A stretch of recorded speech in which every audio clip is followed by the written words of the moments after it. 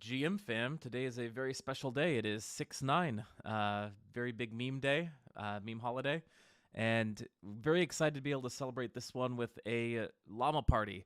Now, usually llama parties for me are a little bit later, but we woke up at 5 in the morning to make this one happen. So instead of any other beverages, we're enjoying some black Earl Grey tea. We hope that you have some beverages as well, because we're joined by Paladin Vote and the inestimable Fig. Am I pronouncing that right? Figue, It's perfect. Yeah, no, it's fig. Fig. Okay. It's because it's written the French way, which is honestly a mistake.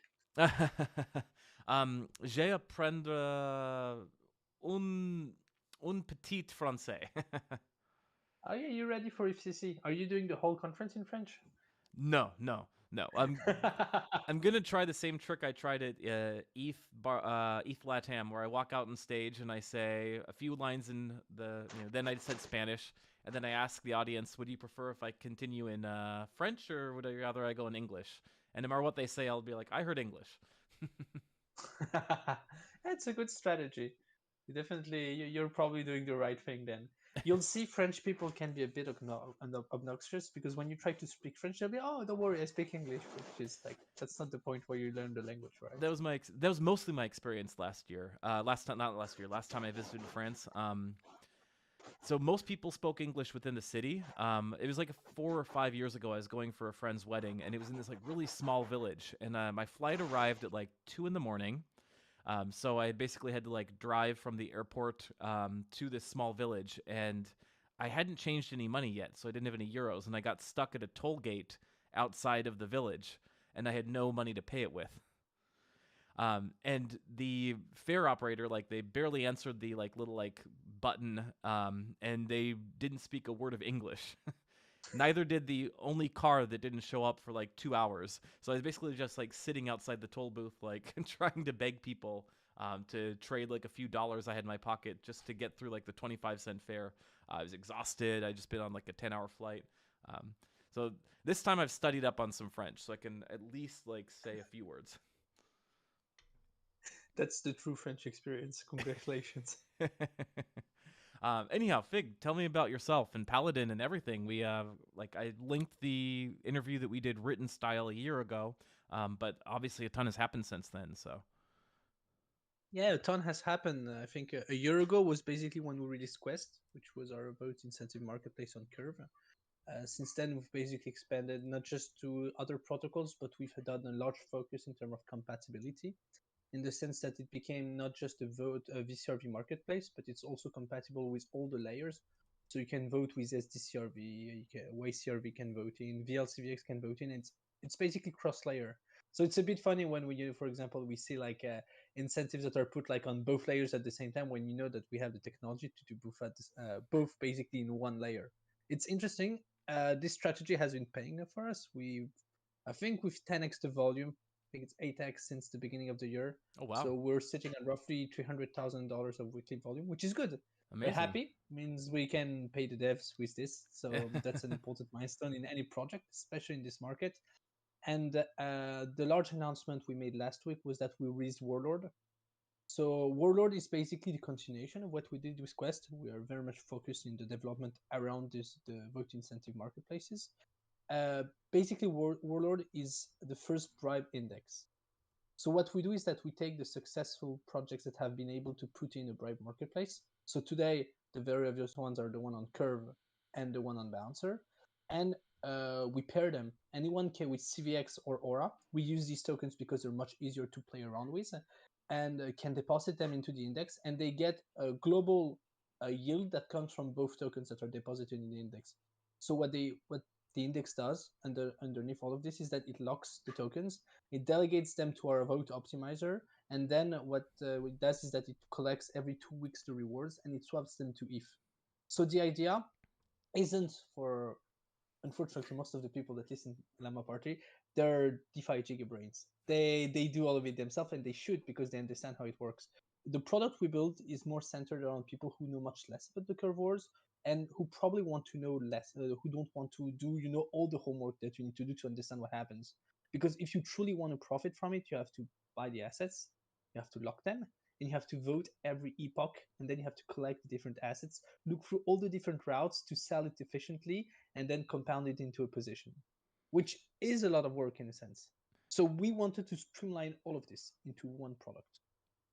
Yeah, I feel like it might actually be perfect for me, because like I notice a lot of the people who like are governance giga whales and might have like millions of dollars locked in these protocols.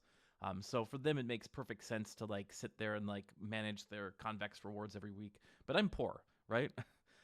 I can't afford to do that. Like, but every now and then, like I will get some convex tokens from some account, in a few hundred convex tokens maybe, so it's like not significant size, and it's just not really worth it for me to like sit there and like micromanage these things. So it sounds like I might be like the perfect target user for this. Like just take that convex, deposit it here, and you'll manage that, right?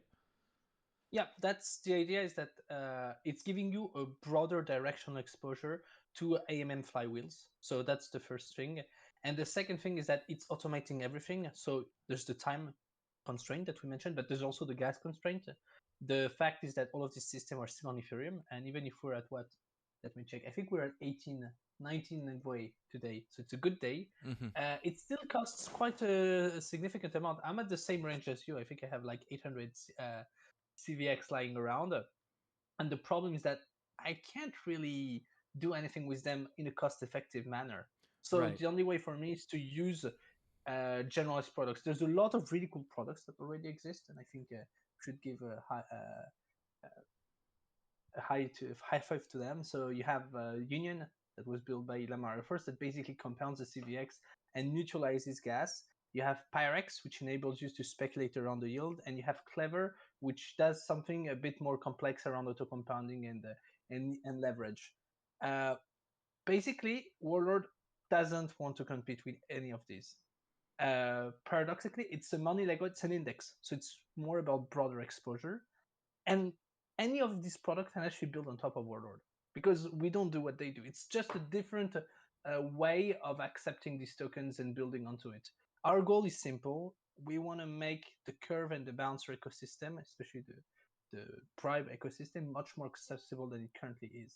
Like Mm-hmm. if you're retail, it's impossible to enter today, and we want to create a one zap transaction where people can just, hey, I'm participating in the bribe wars. And it's very juicy. Right now, you'd get roughly something like around 40% APR. Nice. Nice. That's really cool. So like it seems like your kind of target user then is like the smaller people that might have like gas concerns, but it also seems like with 40% APR it would be competitive for whales to join, right? So some of these people who've got like maybe thousands or hundreds of thousands of convex or balancer tokens laying around, like they might actually see utility in just doing this for the yields. Is that right? Oh yeah, for sure. So what's interesting is that there's a lot of arbitrage that are gonna happen as the project unfold. Right now, it's very new. We didn't want to create like huge fanfare and be very heavy on marketing when we released it, for the simple reason that you need 2 weeks for the projects to actually kickstart in terms of Mm-hmm. APR, because we need to get the first bribes in to get the APR going. Right. So Right. we're being a bit calm until next Thursday. Then we're gonna start dishing out. What's very interesting is that there's much less CVX that are available on the market than there are Aura today, simply because there are more opportunities. Convex is more mature, it's 1 year or more older. Mm-hmm. So it's expected that more people will deposit Aura at the beginning. But what is interesting is that today Aura's emissions are higher, which means that the APR, the bribe APR, is much higher. So basically, it means that you have an incentive to deposit CVX because you're going to get the biggest APR possible, simply because you're going to arbitrage with the fact that the Aura APR is higher. Oh, interesting. Interesting. So also it's like sort of like a way of like hedging exposure to all the different like projects too, right? Yeah. So theoretically, Paladin could add would have to do a vote new tokens into the index. That there is no plan to do so as of now. If a project becomes solid enough, so there's a whole due diligence that needs to be made, because the truth is that an index is only as strong as its weakest link. So you can't add like anything from the get go. Mm-hmm. But it basically means that you're getting broader directional exposure, which is interesting because it allows you to diversify without actually losing your assets. Yeah. I mean, it just seems cool for me because like I'm fairly over invested in the Curve ecosystem because I'm poor and that's just the one that I picked. But like this would be a good way for me to take some of the proceeds from that and like get a little exposure to Aura, which I'm underexposed to Aura, to be honest. Like I think I have like 5 tokens from somewhere. Now it's good in general to play the longer game, especially because there is no winner takes all concept in crypto. At Mm-hmm. best, you're gonna have a winner takes most, and there's a lot of projects who are basically building on very different philosophies and around very different markets. So it's interesting to be able to position yourself on all of them, or at least on enough of them to be more resilient. The concept of an index, there's two basically advantage around an index. The first one is that you want broader exposure because you believe in a system or like an industry in general. So you benefit from the fact that this industry is going to be successful. And the second one is you simplify access. And I Mm-hmm. think that's both of the things we've been trying to do. Something that's a bit underrated and really hope it's going to happen over the next few months. The goal of this index is basically to drive new buying pressure into CVX. How so? Well, basically, if you have retail people who don't know anything about Curve, the Curve ecosystem, but they want to buy into the index because they see the APR, because they believe, after having written a bit in the directional bet of AMM flywheels, well, they're basically going to zap into the index and buy CVX unknowingly. And that's where it gets interesting. You're basically distributing a product that has CVX, but the people don't really have to know it has CVX. So you're not talking to the same people in a sense. Interesting. Now let's like zoom out like a little bit more broadly just to talk about like the state of governance more generally, because this is where like Paladin got its start. I think it was 2 years ago. You were in the ETH Global Hackathon. You won it. And from there you said like let's just really like drill down on governance. And I feel like 2 years ago is basically 2 decades ago, right? Like back then numbers were going up. And you started this by saying that basically um, you're mentioning that like you have been growing your revenues over the past year, which is like so relieving to hear because I've talked with so many people in crypto and like in the past few months. And I just feel like there's like a morale problem a little bit. Like, we were a year into this bear market, things are going down. The regulatory onslaughts are happening every day. Like a lot of people's net worth is down 50%, 90%. Um, so it doesn't sound like you're just like on life support mode at the moment. It sounds like you're actually like growing and thriving and kind of like adapting to the changes in governance and building products for it. Like, is that fair to say? Yeah, that's very fair to say. Honestly, the people who are only down 50% are the one who did really well over the markets. But in general, we've been very fortunate at Paladin because we've kept building heads down. We were hit pretty hard in November when the FTX fallout happened because a lot of our customers got caught in the weed at that point. But we've basically been able to capitalize, to grow, to keep building around Quest, and it's been paying off. The volume has been growing. Today, the DAO is making roughly $1 million annually, Oh, something like nice. that. So it's enough to pay the team to keep building. We want to do more. There's a huge revamp that's gonna happen pretty soon around tokenomics because one of the big problems in this market is, of course, it's harder to make revenue. There's less opportunities. The cake stops growing in the sense that there's much less new users than there used to be before, which is Mm-hmm. why we wanted to release Warlord to attract these new people. And more in general, you need to keep building. You need to have the grit of never stopping and to be able to keep reinventing yourself, to ignore what's happening outside. And it's quite hard because a lot of projects in crypto are not actually making revenue today.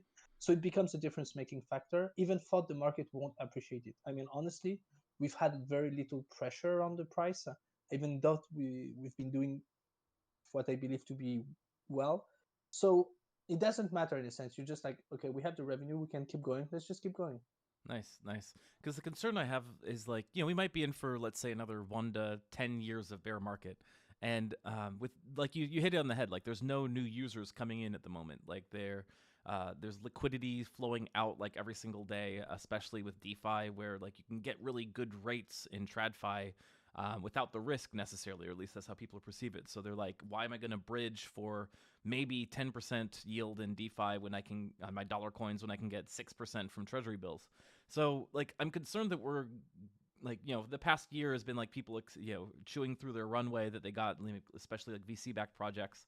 But now that that's running out, like it's going to turn very very much more player versus player, and I think you're starting to see like projects starting to turn on each other, like where they perceive there's threats, starting to like attack each other, just kind of knowing that like if they're not going to be able to grow their market, the only way to grow their market is to steal market share from other competitors. So is like that roughly like you mentioned that you're not trying to like compete with any of the others like Llama Air Force and whatnot.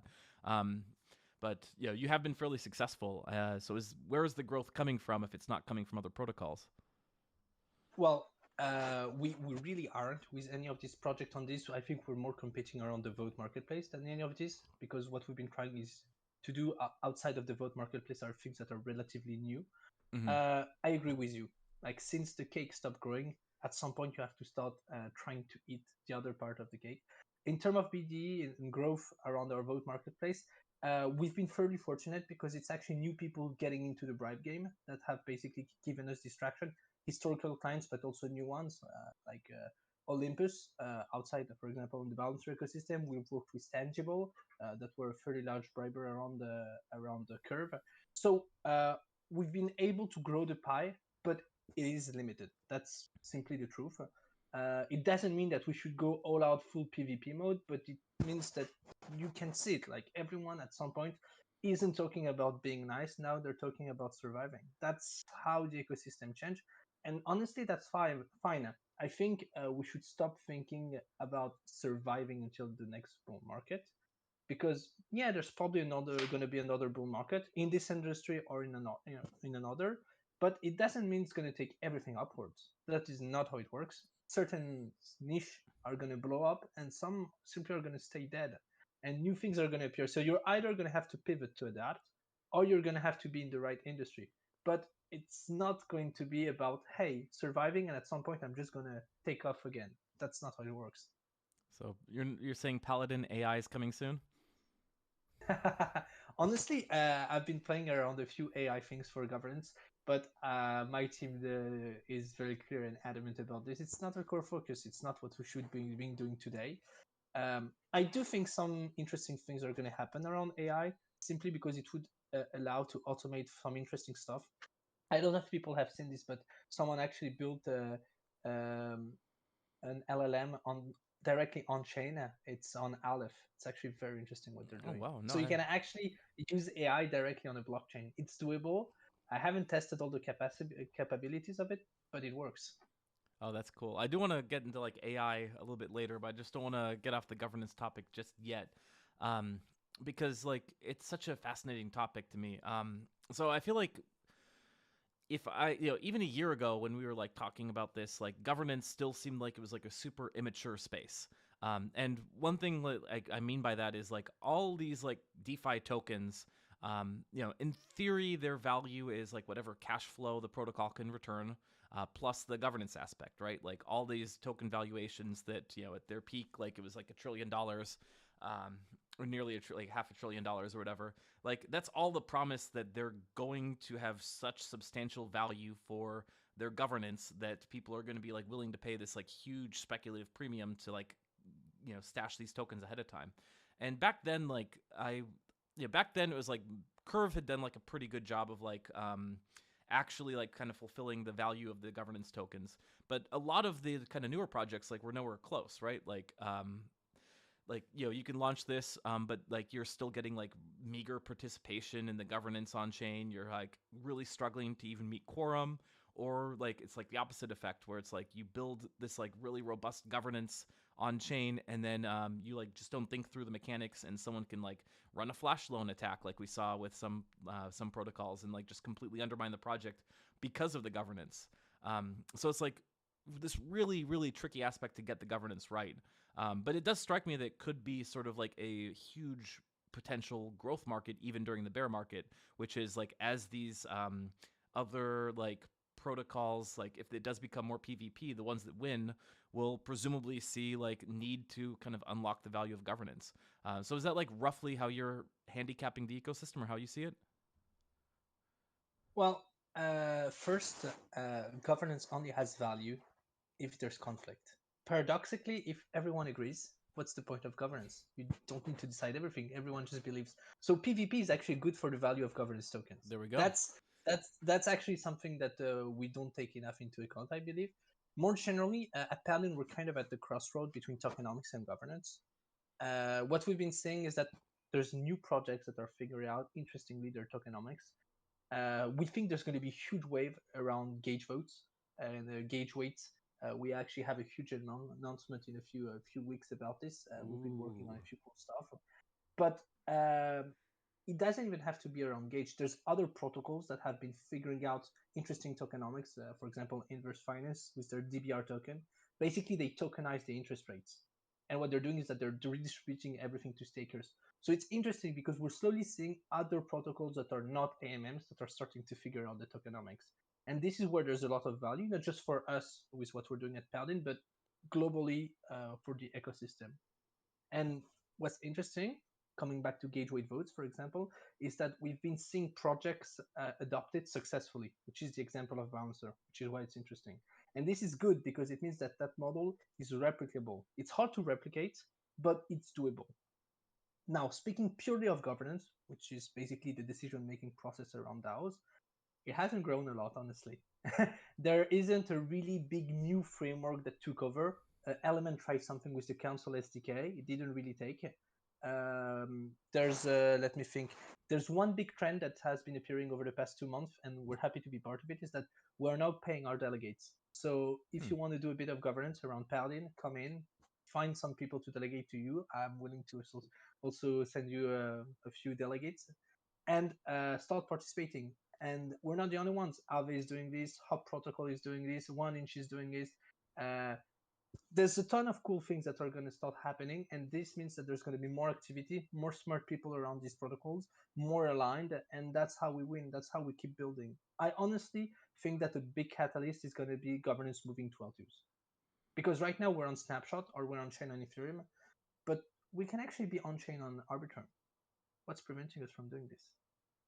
Well, Arbitrum was down for about an hour the other week because they forgot to pay gas. So L2s, like there's there's still some question about like the centralization aspects of some L2s. And then even then, like bridging is always kind of a fraught concept, especially if you haven't built it into your governance from the get-go, right? But you don't need to bridge. That's the cool thing. You can actually check the data on Ethereum and execute on the sidechain. Yeah. So Go honestly, ahead. there's going to be a ton of experimentation around L2s that we still haven't seen yet. And I hope the smaller new protocols are not going to be the only ones to do it. I've seen Aave try a few things around governance on L2. I hope Curve and Convex will also start looking at all of this because there's a ton to explore. So Curve does sort of actually have a L2 system that's not super well. It's not super well documented because I'm in charge of writing the documentation and I barely understand it. But I know it's getting added to the. So basically, like if you look at the like sidechain curve, it is possible, and some protocols have done this. Like Convex exists on Arbitrum and Polygon, and it's basically able to capture all the L2 boosts on L1 and move those to L2. And there's like sort of like a process that you have to do where you like basically like get some signatures and send them across to the side chain. So it can exist. It's just kind of a clunky process, right? But I think that that's just because we're super early still, and like the bear market has somewhat like I think the bear market I think the bear market's like hit the L2s a little bit harder than it's hit some of the other industries because like when like I can go on mainnet and I can actually like transact for a few bucks, so it's like it's fine. Like when it was Ethereum was $4,000 and gas was 100, I couldn't use L1.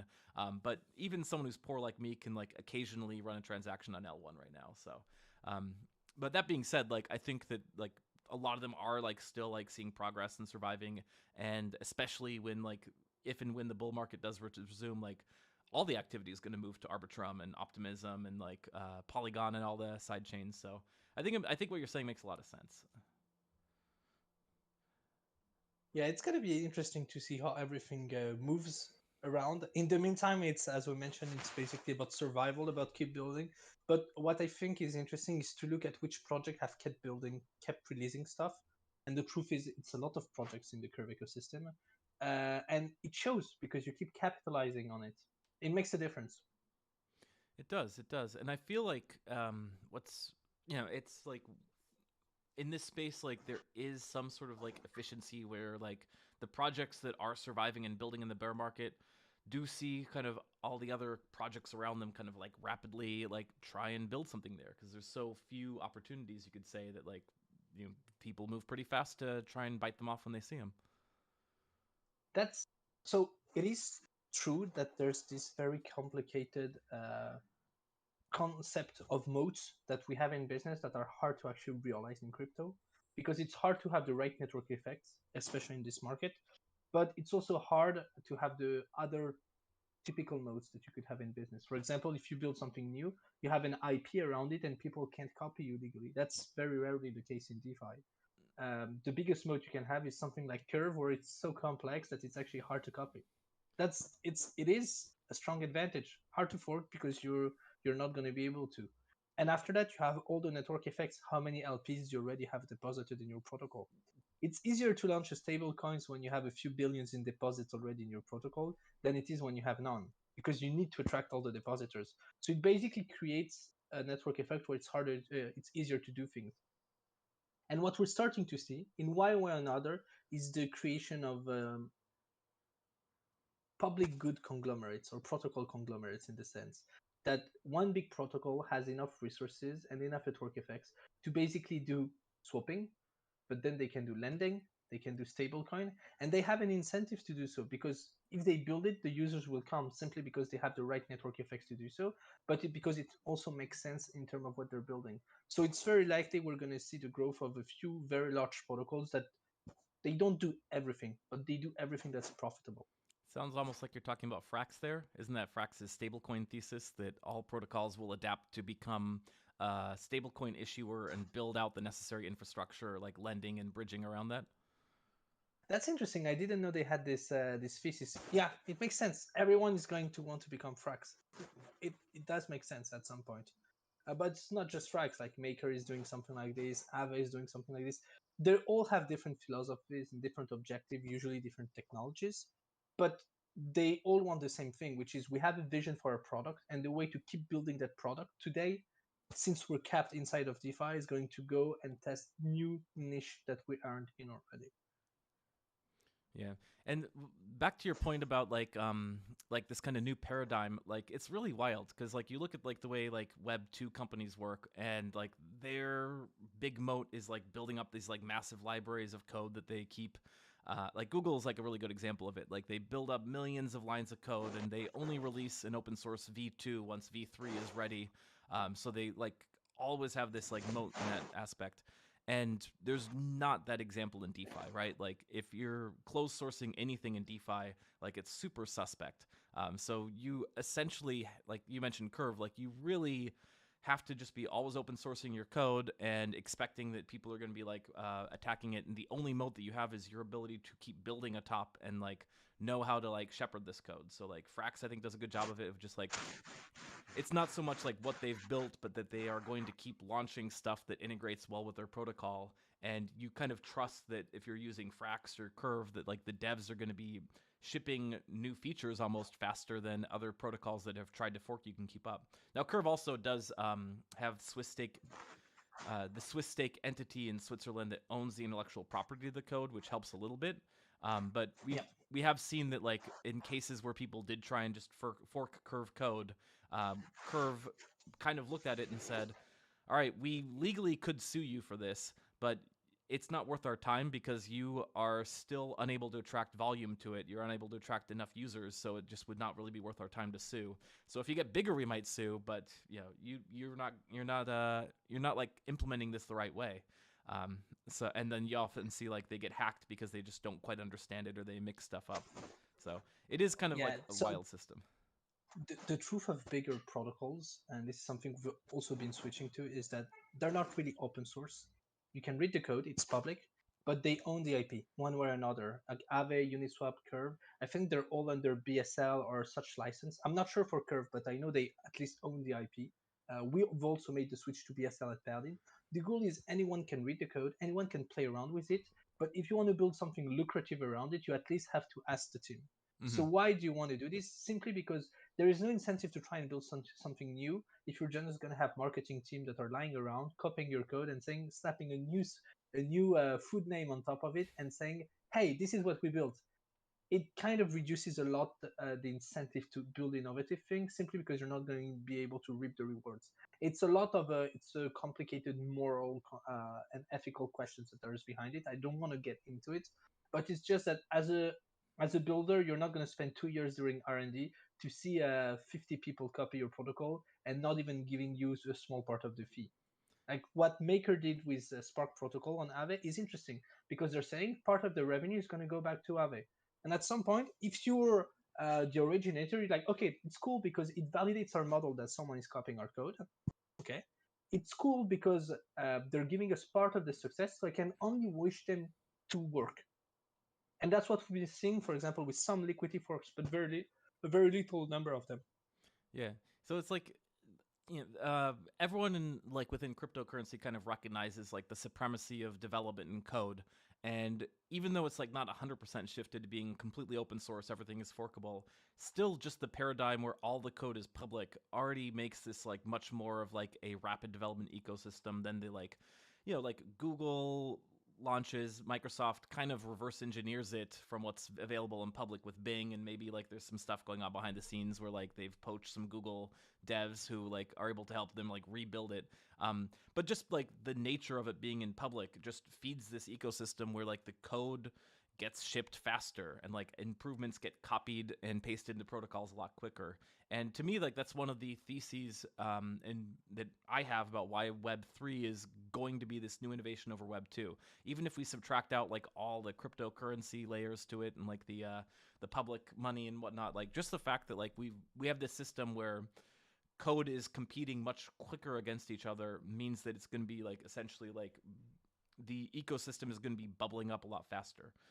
Like similarly, like it's one of the theses I have for why Ethereum is going to outstrip Bitcoin. Like just the pace of innovation going on with all the development atop the Ethereum layer, like that's meaningful in of itself, in my opinion. Yeah, it's an organism, right? So Yes, it's what exactly. we're saying is basically, yeah, there's a biodiversity where everyone's building. I think it's been one of the arguments they were talking about AI, where they were saying that open source models would win simply because more people would be working on them, so they just collect more data and be more efficient on the long term. I think that's also why DeFi will win, honestly, because more people are working on it at the same time. So it's going to be keep being honed. It's going to be more transparent. It's going to be more permissionless, and it's going to be more innovative. So there's of course more inherent risk, but if we're able to filter out and manage the risk correctly, we're very quickly going to have a better system than what's in TradFi. And if you look at it, we're already able to do over collateralized lending. We're able to do swapping. We're able to do stablecoins very well. It's insane how much it has progressed in the last 3 years. So if we look at it in the next 10 years, it's going to be much more cost efficient and much more it's going to be for with a better service to basically create your own bank on top of DeFi protocols. It's something we've been saying, but it is going to happen. It's inevitable. Yeah, and I'm glad you brought up the term organism because we were actually having a discussion on this just yesterday on a Leviathan live stream, which we didn't get into in any depth because those have like more of a capped time frame. But essentially, like someone was pointing, like people were like playing with like some Chat GPT and saying like, well, why is it that like it's so bad at certain tasks, but it's actually pretty good at coding tasks? And I said, that's not an accident. It's because AI is itself like an organism. And what you're seeing with it's really good at writing code is it's just more efficient at reproducing. Because that's how AI reproduces, right? Is it generates more code and some of that code can be better. And it's got like the filters to make that like if you can write 5% better code than the other AI, like that code is going to find its way back into the AI. And essentially it's going to create this natural selection effect where the AI is able to outcompete by being better at writing code. So this sort of like natural selection, I should probably call it artificial selection since it's artificial intelligence, it's better at reproducing and building and like improving itself, and thus is going to like win in this like competitive marketplace. So I don't think it's an accident that AI is really good at it's essentially just learned how to reproduce. That's terrifying. What gets really terrifying is if you think about the fact that like AI is integrated into a lot of dating apps nowadays, right? Like if you're using Tinder or whatnot, like they're using some form of machine learning to decide which humans are going to breed with other humans. So in essence, AI is already breeding people because most people already meet on dating apps. Oh wow. No, maybe I've been a bit too disconnected from the dating life for a while, but yeah, that's a scary prospect. But you can even think of it on a much scarier note. Imagine that the next lending protocols are probably going to have an AI element that's going to be able to do the matching. So what they're going to do is that they're going to look at your whole transaction history, things they understand and things they don't understand, and be like, okay, this person is trustworthy to for a loan of $80,000. This guy he apes into a lot of bad shit. He shouldn't get more than 10K, and it's probably going to be integrated into elements to create credit scores around the DeFi lending. I think it's very much going to happen. So I mostly agree with that. I do agree that like AI is going we're going to see like a lot of interesting AI applications built on chain just because like if you take that natural selection aspect to it, right? Like you build an AI and you give it like one Ethereum and say like if you are able to turn this into more Ethereum, your code wins and you also reproduce that way. So it's inevitable that we're going to see some stuff. I'm still a bit bearish on the idea that like AI is going to solve the under collateralized lending question on chain. I've just seen Oh, so it's many. not unsolved. It's like undercollateralized lending is about risk. It's not about everyone is going to pay you back. That's not how it works. Mhm. The thing is, there's 99% of things we do in DeFi that are things that are already exist in TradFi. There's a very small subset of things we can solve, but what we're trying to say is we're going to do it better and we're going to do it in a more transparent manner. So it's more autonomous, more efficient. It's not going to solve things that have no way of being solved. Like there's, I think it's a 0.5% default rate on I think it's 0.5% on French loans, for example. It's Mhm. not going to change because people are being lent on chain. The only way you get this to change is if you're lending over collateralized. But if you're lending over collateralized, it's not really lending. Like I cannot, it's useless for me to buy a home if I'm going to buy it over collateralized. I need a mortgage. Exactly, exactly, and that's like the biggest issue that I still see, and I don't see it being solved anytime soon because it's technically I'd say it's under collateralized off chain in that, or sorry, it's over collateralized off chain in that like there's severe consequences if you don't pay your mortgage back. Like they're able to like part of the bundle that you're putting up as collateral is like the threat of state violence coming down on you if you don't pay your mortgage, right? And that's you would need some sort of like way of bridging the state violence on chain in order to like solve that problem in a completely like on chain world. And Yeah, you need a different kind of punishment slash threat, which is why, for example, the explorations that Aave has been doing with Lens, they're interesting because if they create value for you on chain, at some point, if you're landing on top of your social network, like on yeah, your top of your Lens in Lens just raised on top, 15 million. imagine all of your work becomes attached to crv.mktcap. I don't know if you have the address, but for example, and you have all your socials that are connected to it, including Discord, and it's also wallets. What you're going to do is that you're going to say, I'm going to escrow crv.cap so I can still use it, but there are certain things that I can't do. For example, transfer out my Discord and my Twitter and my Lens login, Mm-hmm. and I'm going to borrow 500,000 on top of it, under collateralized or non-collateralized, to buy a home. So it doesn't work for everyone, but for someone as you who's building your livelihood on chain with your reputation, if you lose everything, yeah, you can keep going, but you're gonna get a pretty big hit. Yeah, yeah, and yeah, it's no mistake in my mind that Aave's founder has been pushing Lens, which just raised $15 million, because like that's the one that could solve it, right? Like you throw your reputation in the mix.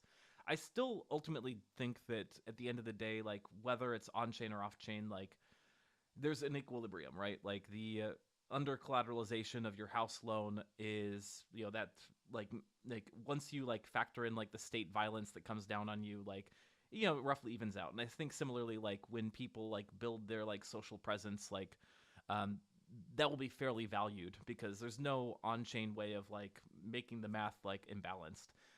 So but it's like it does like present interesting questions. I also think like the issue that you're going to have with like doing the house loans using your lens protocol as like the collateral is that if you're like sufficiently big enough, like I'm trying to like imagine like Kobe for example, he's like a huge celebrity, right? Like if he lost Kobe.eth because he didn't pay his house loan and like lens foreclosed on him, it sort of doesn't matter because he'll just like spin up Kobe2.eth.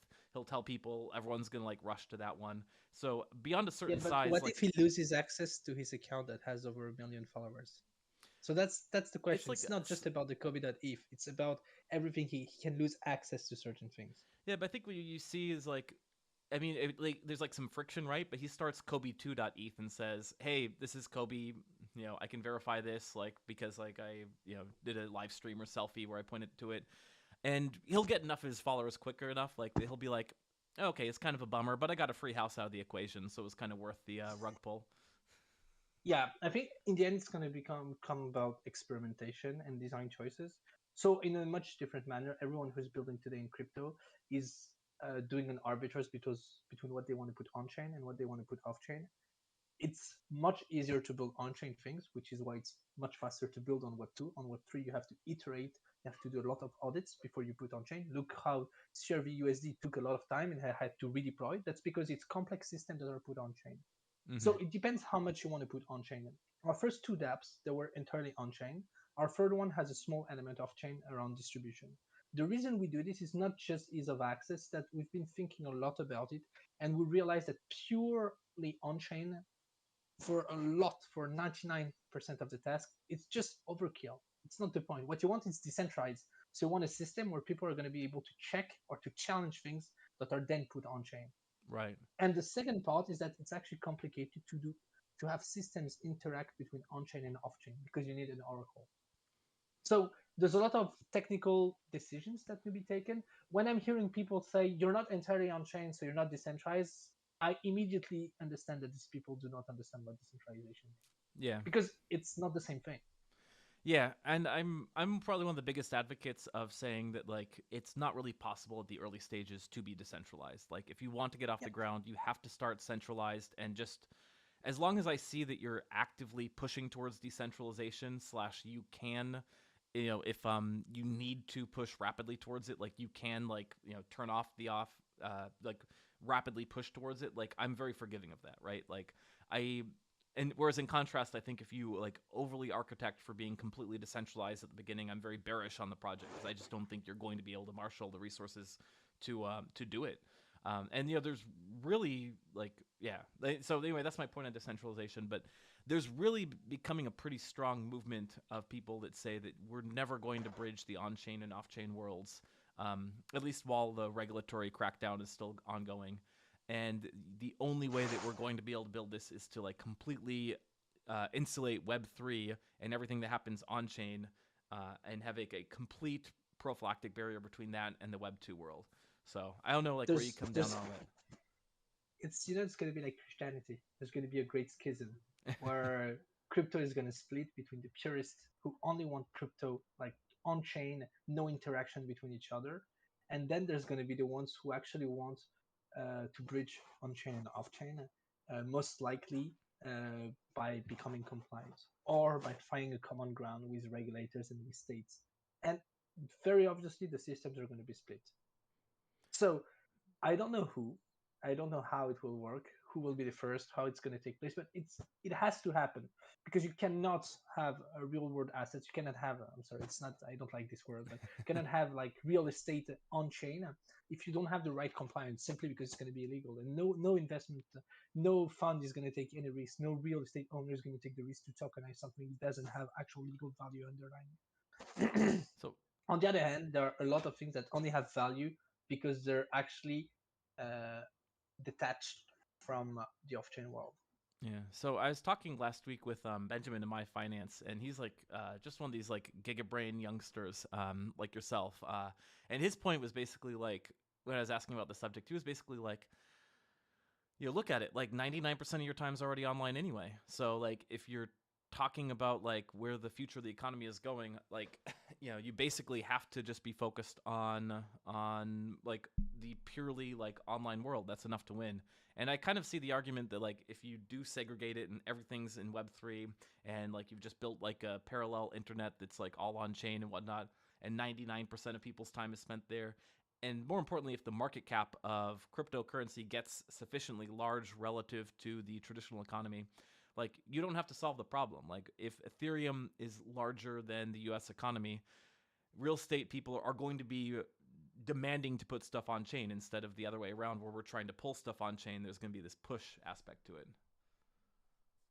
Yeah, it's the question of threshold. I already think we passed the first threshold.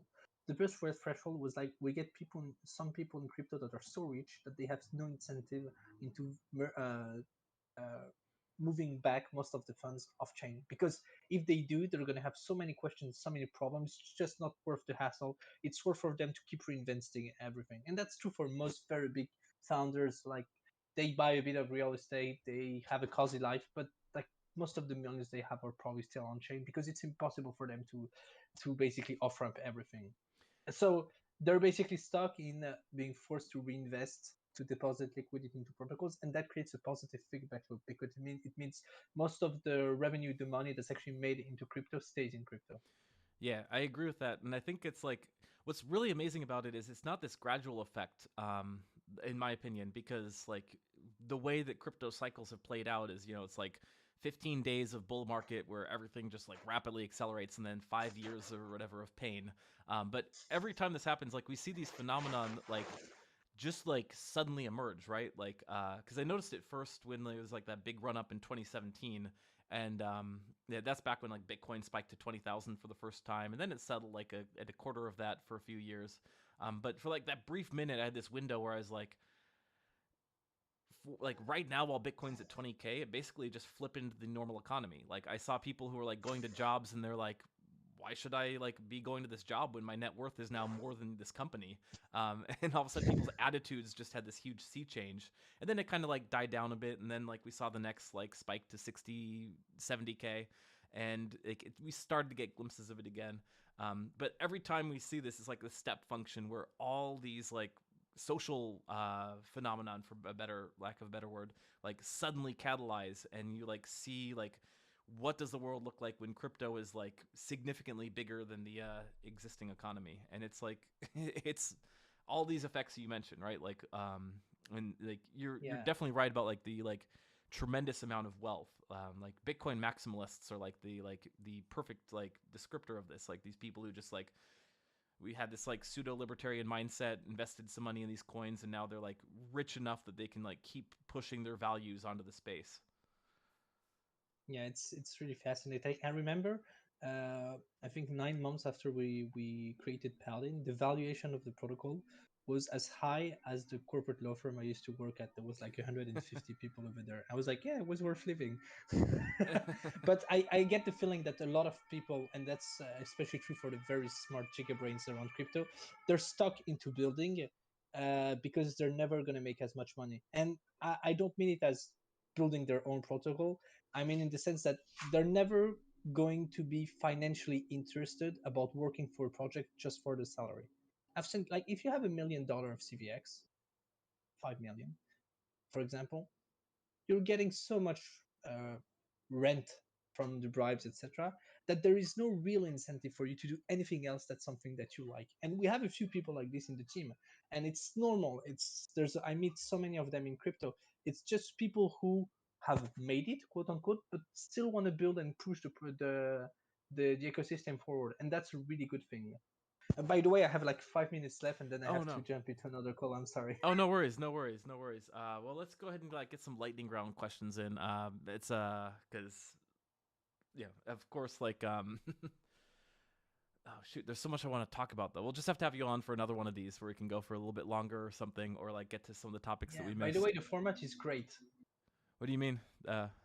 Oh no, I really like the way the format is done. The calls on Discord are really seamless, and the way we're able to chat about this topic is very nice. Oh, it's been so much fun for me. Like, I tried to do this like writing just because there's so many people that that don't want to dox themselves, and it works okay, but then I kept getting in this like thing where people are like, I don't have time for like this like lengthy chat. Just send me the questions ahead of time. And it's just, I think it's so much better when you get to like have this kind of like free flowing conversation. All right, so just Yeah, like for sure. briefly, like let's congeal it all down to like one thesis. Like, what is your like thesis for cryptocurrency? Or another way of putting this is like, why are you still here? Like, if you're still here in this like bear market, which has not been as bad as other bear markets, mind you, because like a ton of fun innovation and whatnot. But still, if you're here, it's because like you're really dedicated and you must have like some kind of kernel of an idea about why like this is like important or why you should want to be here. Maybe it's just you want to get super rich, but I feel like it's like probably more like philosophical. So like, why are you still here? Honestly, it's not about getting rich. It's not. I would probably have accepted a lot of other things that were offered to me. I've been also trying to do a lot of disclosures lately. I just posted something on Twitter because I would like every us as founders, but also as people when you listen, like to be a bit more transparent. Who do you work for? What do you do? Who do you support? I think it's important. The reason why I'm selling crypto is I believe with crypto, it's going to take a long time. We can build something that we were never able to build before. It's much more efficient coordination. I like to call it atomic coordination. What we're trying to get at with Paladin, it's going to take a lot of time to get there because we're really not even at step one, is being able to coordinate stakeholders together. So we use the example when we built Paladin of financial activism. We're still talking and working around it in crypto, but I really believe being able to have such huge data set of actions on chain, financial actions, for example, but also having very smart people. And you mentioned Benjamin from Mai, but for me, it's the typical example. Like the next financial geniuses are not going to come from Harvard. They're going to come from DeFi. True. That's the truth. And maybe it's going to be someone that did Harvard and DeFi. It's likely, but I know people who come from top schools, and I know people who come from DeFi. The most savvy financial people come from DeFi. It's not even close. And they're passionate people. They love what they're doing. And I think that's where the change start happening, where we're going to have a whole generation of people who are today between 15 and 30, who are going to be in management position in 15 to 20 years and are going to have very different ways of behaving, very different intention because they didn't have to slave away for 20 years inside of corporate hellholes. I don't want to use it, but they didn't. They didn't have to. They take 25 years or corporate lawyer ladder to become a partner because they got into curve early and they were able to build whatever they wanted and to contribute differently to the debate. And I think that's a huge part of how crypto is going to shape up and what it's going to enable. And what I want with Paladin is basically to enable technologies that are going to push more people to be able to enforce their ideals. And I think this is how we make things change. You don't have to rebuild states. You at least need to create tools to be heard and to coordinate to do so. So basically, you're aligning incentives to construct or raise your own financial army. It's I would say it's more social than financial, but yeah, in a sense, that's what we would like to do. Enable people to do so. That's cool. So apropos of nothing, I just like always enjoy hearing what DeFi people in particular have to say about some of these like bigger things. Yes or no? We live in a simulation. No, Okay, I'm with you on that, but majority of people in this space think we are. no, but it's your own simulation because like you have your eyes, your different senses. Like your brain interprets what you're sensing. So Mm-hmm. in a sense, it is a simulation that your brain is producing. But if we're actually living in a situation in a simulation that everything is worthless and it's not worth doing anything, so I'd rather believe the opposite. All right. What about the artificial intelligence is going to somehow destroy the world through its own agency? Yeah, I mean we're destroying the world ourselves pretty well. Yeah, that's the answer I like best. I agree. We don't need any help from artificial intelligence. Yeah. Good stuff, man. Well, it's officially your cutoff time. Thank you so much for joining. We have to get you back on, as Second Set Maze says in the chat here. Thanks for the great conversation this AM. Shout out to Paladin Big Brain Begwin and Beguine and the weekly Gauge newsletter. Just phenomenal stuff you guys are doing. Really, really appreciate all you do for the space. Yeah, thank you very much. Thank you for having me on, and it's also really cool what you've been building with Leviathan. So congratulations. Oh, thank you, man. Thank you. It's been a lot of fun. Much more of that coming soon. Maybe we'll get Oh, involved looking with forward to it. Paladin soon. Oh, very nice. Okay, thank you very much. Enjoy your day, everyone, and see you soon.